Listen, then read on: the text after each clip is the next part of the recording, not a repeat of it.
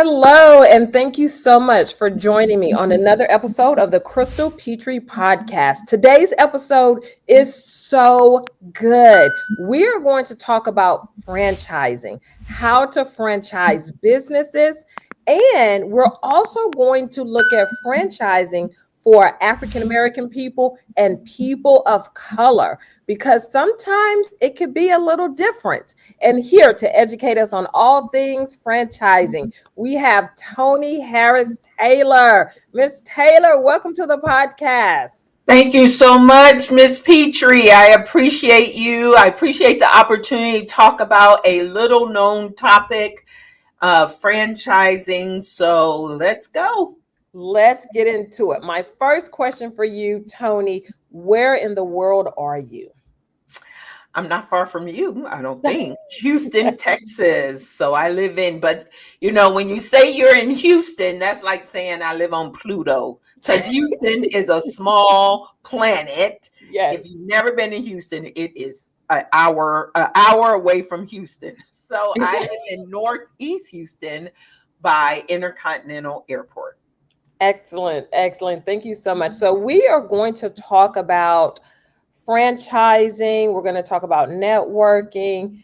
But before I get into it, let's define those words so people will have a good understanding of what it is you are truly educating us on.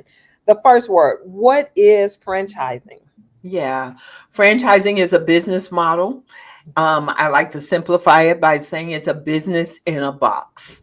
Basically, instead of doing a startup from scratch where you have to do everything from picking the logo and the colors of your brand and who you're going to serve, franchising already has figured all that out. And all you have to do is plug and play, follow the system, follow the model, plug and play.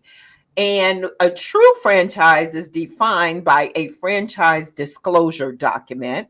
The Federal Trade Commission in the U.S. regulates franchising, and every true franchise has to have a FDD, franchise disclosure document. Bottom line, you're buying into a system that is already ready already. That sounds good to me. That sounds real good to me. Okay, what is networking?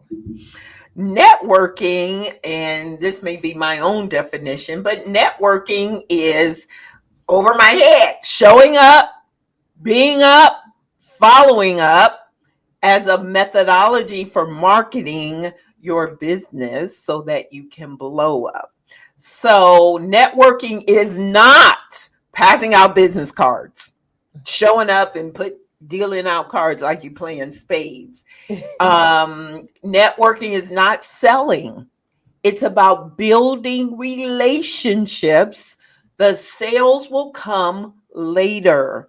But networking is the way I teach my clients the strategies of networking to build those relationships that turn their contacts into contracts.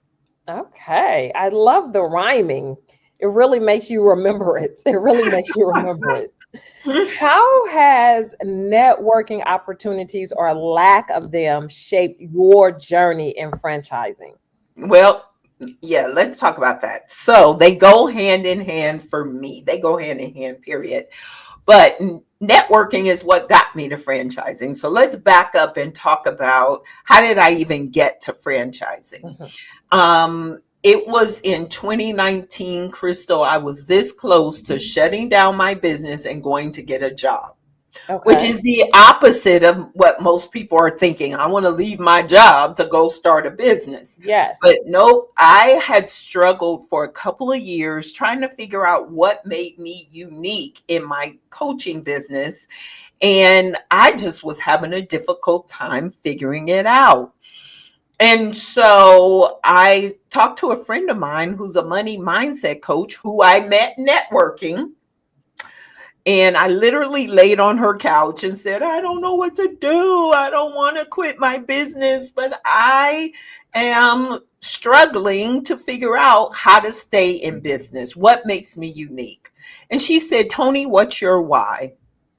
I told her, she said, you've already done that. Go create a new why. Come back and tell me what it is. So I'm coachable.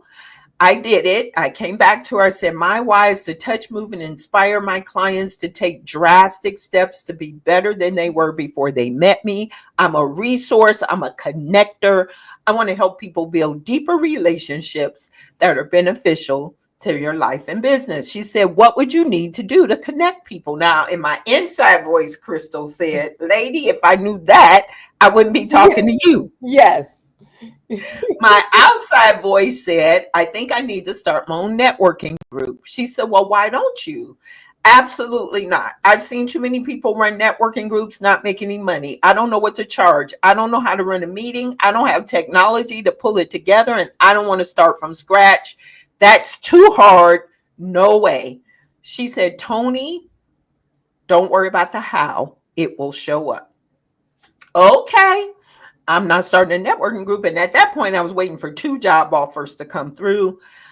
And so I just said, I'm going to wait for these job offers. Well, a week later, a lady I had met 3 months earlier when I showed up to a women's retreat that was 5 hours from my house. I Wow. went to this retreat. There were 12 women there. One lady was a network and action franchise owner. She called me a week after, 3 months later, a week after the conversation with my friend. And she just introduced me to the franchise, told me it was a networking that was already ready.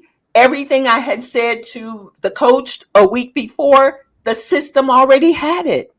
All I had to do was plug and play and give him $40,000. I did not have $40,000.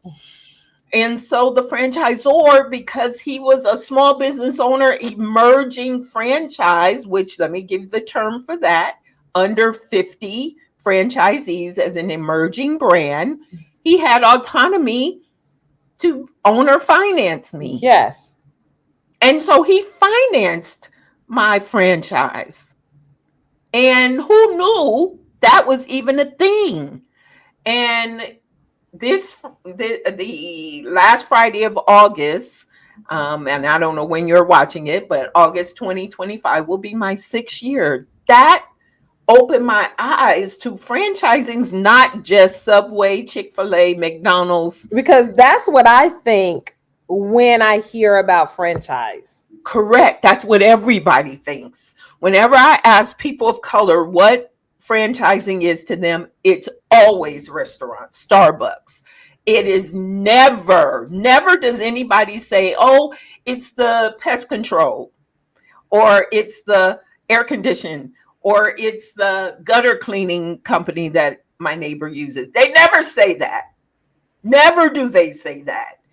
And so I'm on a mission to help us understand. You heard me say I bought my franchise for $40,000. And actually, the truth is, I came out of pocket about 18. 2 years later, I gave him a cash check of $30,000 to buy more franchise units. Really? Because what happened is once I figured out my uniqueness was networking, it changed the trajectory of my coaching business. Now I teach people how to network. So the franchise I purchased went hand in hand with what I was already doing, and it tripled. So I went from getting ready to quit, which by the way, those 2 job offers vanished. Poof, gone. So they never called. Never called. Okay. Gone. Well, I mean, I had relationships with the people. I know what happened, but they poof. I know God was like, I'm so sick of this girl. Let me just give her this thing. And it changed my life. So I ended up paying off the franchise with, before I bought more, with referrals to other franchisees because he paid a commission for that. Who knew? Who knew? So you were able to buy multiple franchises of the same Yes. franchise. Yes, that is called in franchising multi-unit. And at this point, how many units do you have? So I actually have two contracts. I have one contract. The first contract you can buy has three groups in it. So you run three networking groups with small business owners to help them be successful. Okay. So, and my second contract has one virtual group. So, Well, yes. congratulations. Number one, congratulations on your anniversary coming up.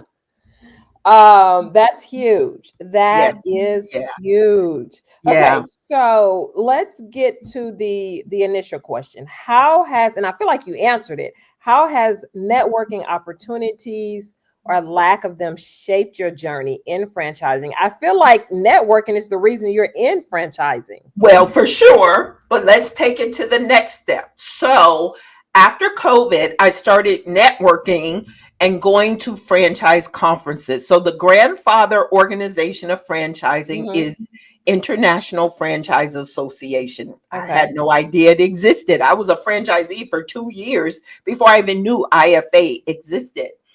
In 2022, I went to San Diego to their national conference. That's when my eyes got this big because I started recognizing names of other brands. And I'm like, oh my gosh, that's a franchise. That's a franchise. And I learned that franchising covered, there's over 4,000 different franchises in the US, and it covers something like 40 categories, and there's hundreds in each of the categories. Mm-hmm. So that's when I started going there. I'm like, but where are the brown people at? Because there were about 4,000 people there Mm-hmm. and about 100 Black people, African Americans, and then maybe 50 Hispanics. And I'm like, even though there's 100 here, the ratio wise, Right. 4,000 That people, number is 100, off. yeah, the numbers are thrown off. And so, and then I kept going to other networking Mm-hmm. conferences. So, to answer your question, I kept showing up, going to different conferences. In June of 2024, I went to a conference in Atlanta. I need you to hear this. I went to a conference in Atlanta put on by the IFA. There were 400 people there. How many you think were Black? I'm gonna say one, probably you. Probably me, right? Two and a half. Me and another girl from Houston, and a half from Toronto. People always laugh. Tony, a half. Y'all know what I mean. He was biracial. Biracial, yes, yes. Two and a half in Atlanta. 400 people. So they had a breakout session, and it was women in franchising, and there was Mhm. a panel, and there were three CEOs that were women, and one of the women on the panel said, I'm so proud of where women have come in franchising today. When I first entered the room 30 years ago, you could count on one hand the number of women in the room. And I raised my hand. It was a Ask Me Anything panel. I No, you raised my didn't, little Tony. hand. I was the only one in the room. I said, excuse me, we're in Atlanta. Look around this room. I'm the only person of color here. What would you suggest we do to make the franchising world look more like the rest of America? That's a great question. She said, you can get involved with IFA. Hmm. Okay, I understood that. She said, but if you don't want a seat at that table, create your own table. And at that moment, what was already in the back of my head and in my heart rushed to the front. And I just started telling people, I'm creating an organization, and I'm going to bring more women and people of color into franchising. And that's the Multicultural Franchise Connectors logo you see here. That's a 501c3. We're still waiting for our determination letter from the federal government, but we filed it in January. It's Yeah. August. Yes. Okay. And we still waiting. We They're still still waiting. waiting, but I'm already on the mission though, and I'm already doing it. And I'm not waiting for no letter to tell me to create a movement to change the trajectory of people's lives. I'm watching all these franchise owners that have multi units and multi brands. The term in franchising is called a mumbo. That means they own multiple types of the similar types of businesses. And there are multi millionaires. Then I said, well, people are going to ask me, Tony, can you help me find my franchise? So I formulated drastic franchise matchmakers to matchmake people with the right franchise Mm-hmm. or introduce them to people who can help them turn their business into a franchise or coach them on how to supply their services to franchises. What would you say, Tony, are the barriers for Black people, people of color, that's preventing them from getting into franchising? Knowledge, knowledge, because we all think it's $1 million. When I talk to my people, we think it's $1 million. Hmm. It's McDonald's, Chick-fil-A. We have Yes. never been introduced to home brands. So my specialty, Crystal, is bringing people into $150,000 or less. Why that number? Because the SBA has an express loan. If you have a 700 credit score, you can get an express loan for 150,000. All you have to put down is 10 to 20%. Well, most of us have that in a 401k. We Yes. got a grandmama who will support us, but we think Yes. we have to save our way into a business. And so Wow. it's the knowledge. We don't even know, just like we go to the government to get student loans for Hmm. something we don't even know we're going to come out and get a job or what. We can get a business loan from the SBA, 10 You to have 15% said down. so much that I did not even know existed. Wow. Oh my goodness. Okay. What role do you think historically Black organizations play in expanding business networking? And as I'm asking that question out loud, I can't think of any that helps in that area. No. I talked to a gentleman who is a director of HBCU Connect, and Hmm. he's like, we don't talk about franchising. Yeah. And he has access to all current students, alumni, professors. And we don't talk about franchising.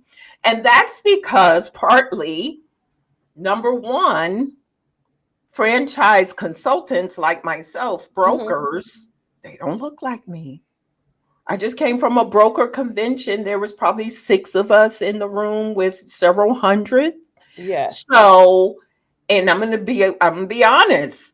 Most of them are not in the other rooms, Right. and they Right. don't go to conferences like I do. And so there's just not enough brokers that look like me. And I'm on a mission to grow drastic franchise matchmakers by bringing brokers who look like me into the fold to be out in the world talking about it. So there's just not enough voices out there, and there's not enough proven models outside of food. Most of the franchise, and nothing wrong with food, it just costs a lot of money Right. to It start. does. It costs a lot of employees, food costs, it's a lot to get it set up. But I met a couple last week. They had a Black couple. They had 17 wing stops.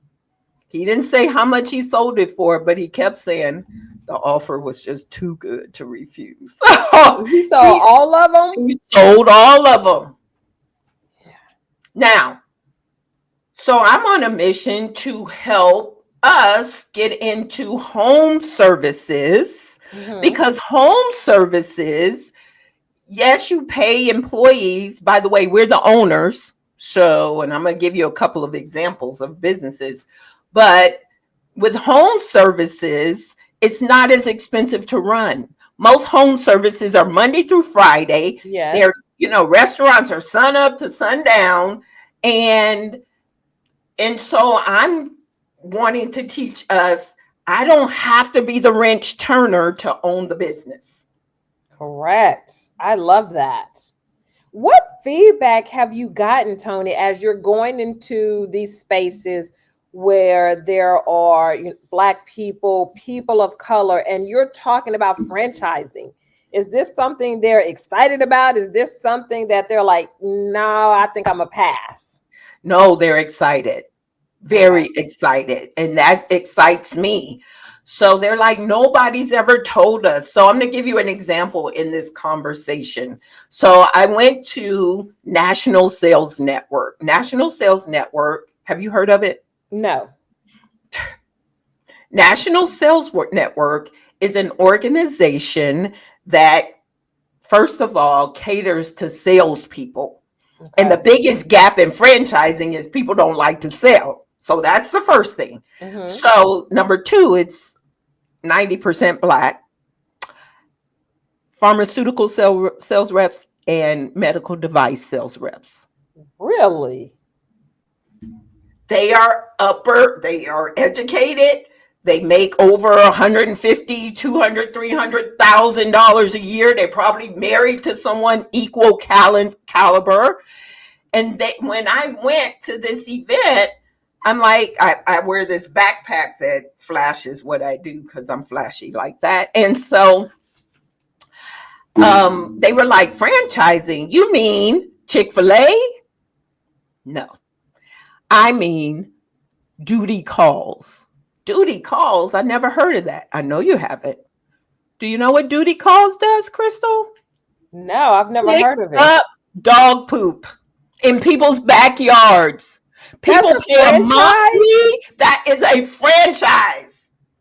Wow. People pay in fact, they have one in Beaumont, if any of your listeners, because I'm determined. I'm not the dog poop picker upper. I go get the contracts, not only with residences, but hotels, motels, Holiday Inns, right? Yeah. Apartment complexes. And it's the average franchisee is making $1 million picking up dog poop. No, Tony. What? And people get excited. People get excited because even if they don't want that, they're like, what? And then I Yes. start naming a few others, right? So, home health care, right at home, visiting angels. Those are home health care. The senior tsunami is coming. Somebody got to take care of grandma while we still That's have to true. work. That's true. So, those are franchises. And those can cost less than 100,000. They're multi-million. No, another one that's really residential cleaning, which used to be a luxury. But now that women are working Mm-hmm. and shuffling kids around to their activities, they're like, I ain't cleaning my house. And that is monthly recurring income. So I have a candidate right now about to close on a residential cleaning franchise. Wow. Oh my goodness. And she's getting the SBA loan and Yes. she's putting down $14,000. And it is a $2 million opportunity. That, I mean, it's in their FDD. So the advantage of the FDD is it tells you what the average franchisees are making, and she has what it takes to go out and get the clients. And she's a real estate agent, Oh, but she's already in the industry. She's in the industry. so I'm teaching realtors is one of my big target markets because they all, like, now the market's changing. They should have a franchise. My second person's about to close. He's a realtor and he's doing a flooring and painting brand because he In the market. understands. Tony, what do you think are some of the challenges I'm that getting people hot are now. See, facing? Yeah, that people are facing when it comes to franchising. I know earlier in the conversation you said knowledge is sure. definitely one of them, probably the first one on the list. What are Yeah. some other challenges that people are facing? Um, they don't want to let go of the job. Okay. So there is something called passive semi-absentee or semi-passive, emphasis on the semi. So there are franchises you can buy and keep your job. Honestly, I'm very selective on those because if I Mhm. don't think they have the drive and they talk about trying to work it after work or on the weekends, but a lot of times people just are tied to the paycheck. And so entrepreneurship's not for them, really, whether it's a franchise or a startup. The other thing is people want to have total control. So I like red, right? That's Mhm. my right. But I had to adopt this blue logo because the Okay. logo was already blue. I was like, can I change it to red? He's like, no. I'm like, okay, red and blue go together, so I Yes, make it they work. do. But if I was adamant that it needed to be red, then I don't need a franchise. Mm. And that's a simple and maybe even a silly response. But the bottom line is if you want to do it your way, you don't need a franchise. You can start from scratch and build a cake the way you want to build it. Right. But most of us, after doing it our way, we already know it's too hard. In my story, I told my coach, no, no, no, no, no, because it sounded too hard to start my own networking group. But once I found the blue logo, I'm like, I'll live with blue. Let's go. Yeah, And we I can love live with blue. it. Yes, we can live with blue. What do you think franchises can do to recruit more diverse people into the franchise world? I know that you have absolutely made it your mission, and we can all hear how passionate you are, but you are just one person, Tony. What can other franchise owners do to recruit more diverse people? First of all, thank you for asking that question. So it's a lack of awareness on both sides. Okay. We don't know franchising can be entered into the way I described it. These people in franchising don't know what NSN exists or the Conference for African American Financial Professionals that I spoke at last week. Both of those conferences had 1,000 each educated Black people. I'm posting on LinkedIn. Y'all need to be in these rooms because a lot of them think they have diversity efforts just because they give a little discount, and I appreciate the discount. They give a discount Mhm. for sometimes for people of color in their brands, but y'all still aren't going where we are. So we still don't know you exist. And so I'm on a mission to help the franchise side. Come on over here. Come here. We don't bite. We in the y'all's rooms by ourselves all the time. All So the stop time. it and get over here and meet some people who know people just like them if you truly want diversity. Here's the other thing. I'm imploring people already in franchising, like myself, Mhm. to go into our spaces and teach us that franchising exists. Here's the problem, Crystal. Most of the Black franchises I've met are in food. And people do say to me blatantly, I don't want food. They can already see how hard that It's is. yes. And Yes. so I'm on a mission to find as many minority business owners that I can to bring them together to let's educate. I got a big mission too, and I'm You not a do. spring chicken, You do. but I think that it's worth it because generational wealth can be found in franchising. And let me say this, in our communities, because you've been Black all your life and so have I, we don't just sit around the table talking about franchising. We barely You talk do about not. business ownership. But most of the time it's real estate and maybe a little stock market. That's Yeah, all we're talking about is that real estate. is.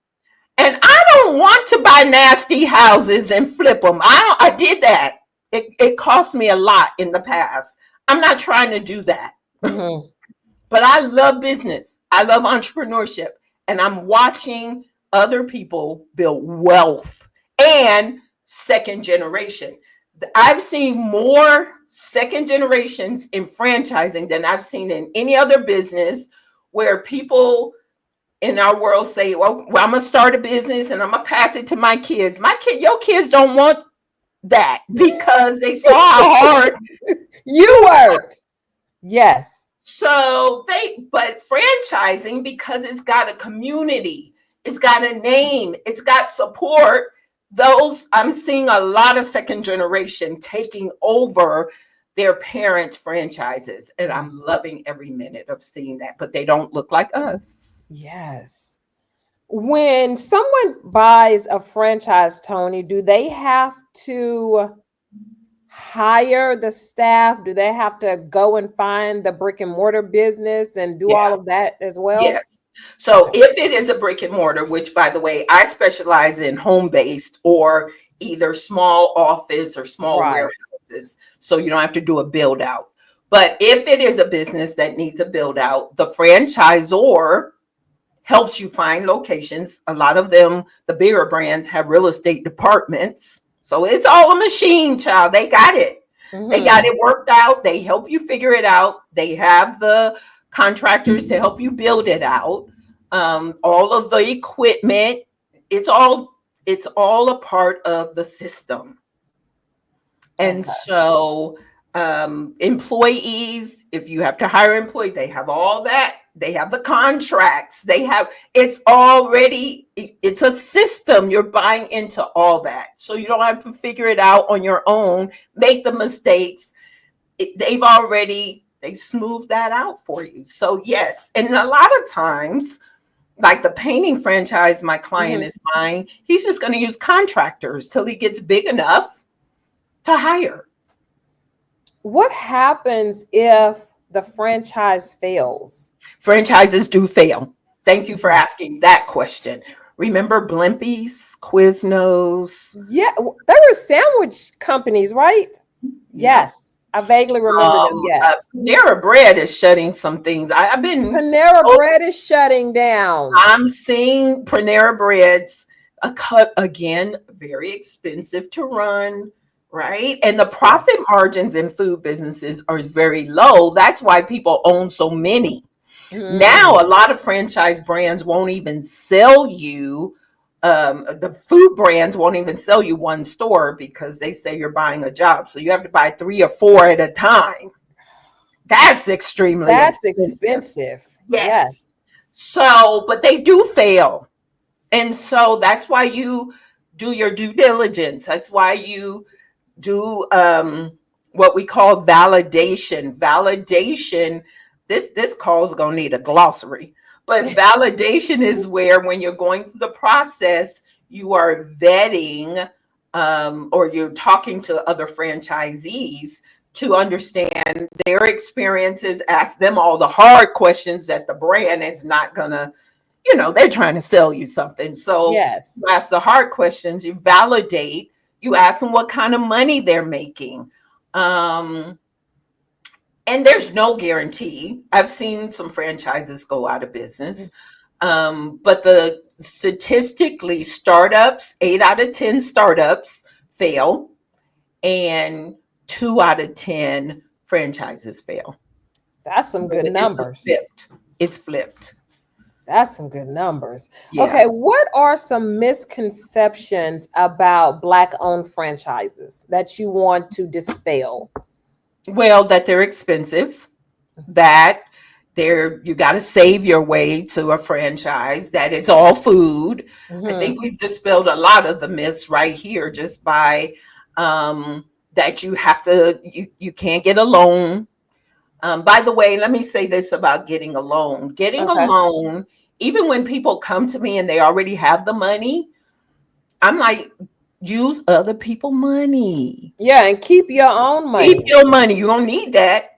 Yeah, totally. So keep your money. If you can qualify 700 credit score, listen, that's not even an impossible level credit score. It's not like 850. So Yes. a 700 credit score, let's get their money, use it to start. And then if we have to dip into your money for marketing and things like that, then we will do that. But let's get that 150. It's non-collateral, non-collateral. It's Wow. relatively easy to get. You put 10, 15%, 20% down at the most. Good to And go. then you know what I'm thinking, Tony, as you're talking about this, what if you have a group of people, like 3 or 4 people that go in, Sure, and then you all split that 10 to 15% that you got to put down? sure, sure.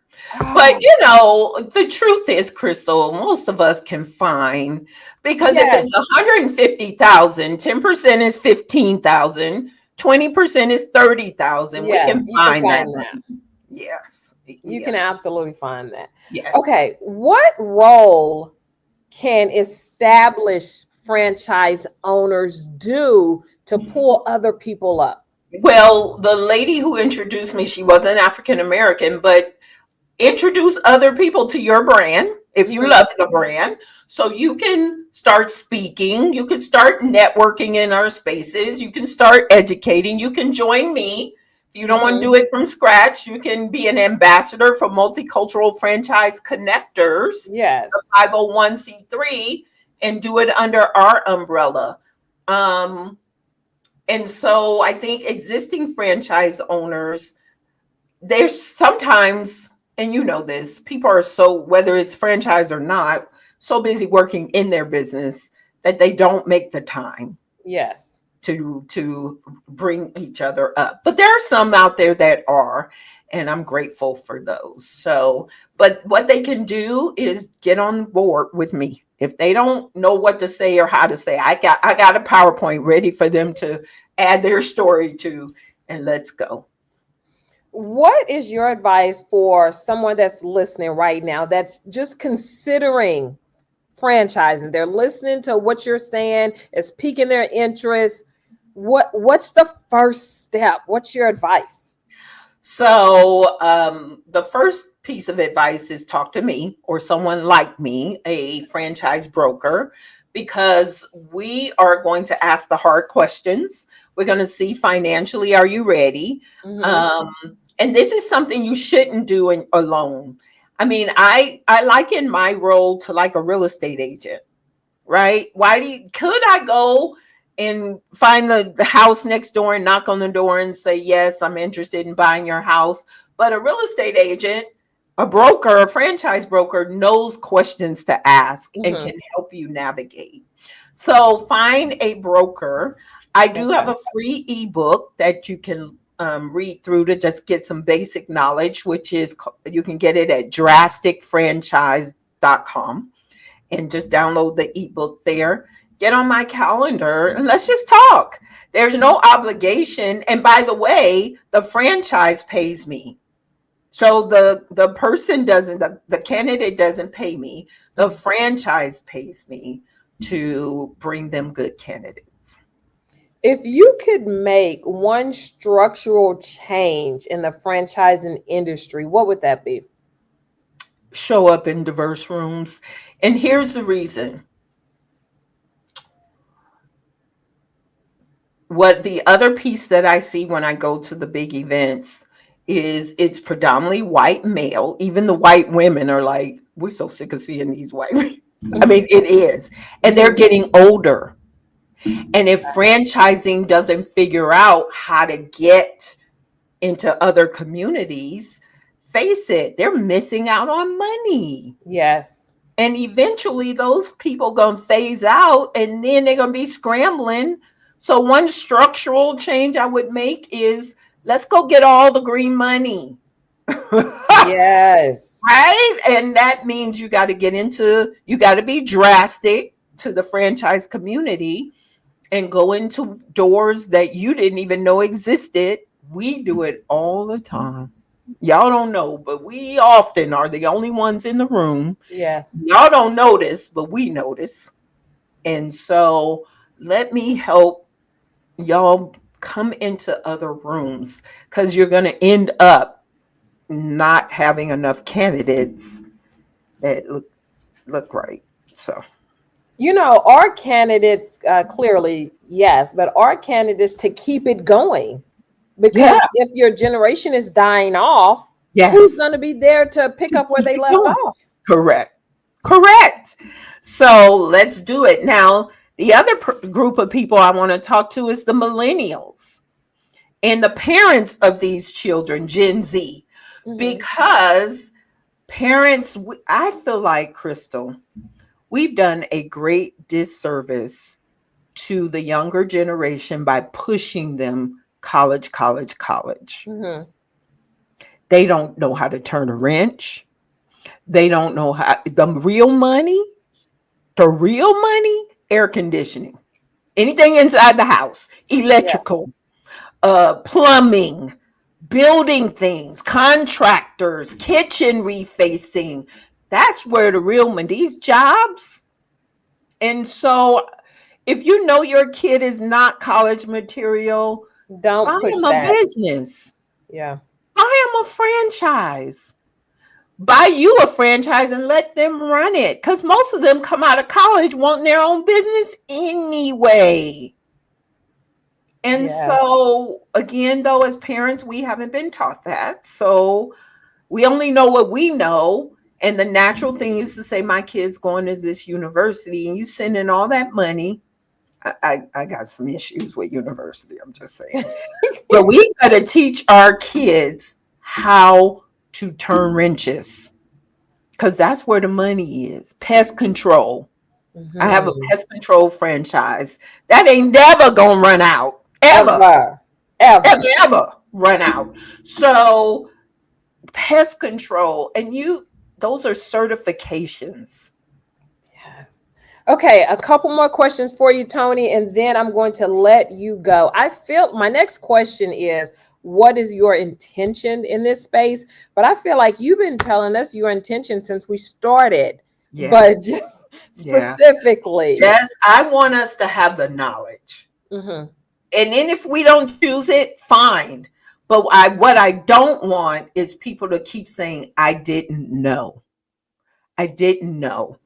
And so I want us to have the knowledge beyond our basic knowledge. And so, yeah, that's my intention. And I'm being very drastic with that. Yes, you are. My final question for you, Tony. Who do you think would make a great guest on the podcast? But you have to help me get them on. Um, so Dr. Franchelle Caesar. Dr. Caesar is my client, and she's a medical doctor who paid off 600,000 in debt in 1 year. So you need to Wow. get her on and talk about that.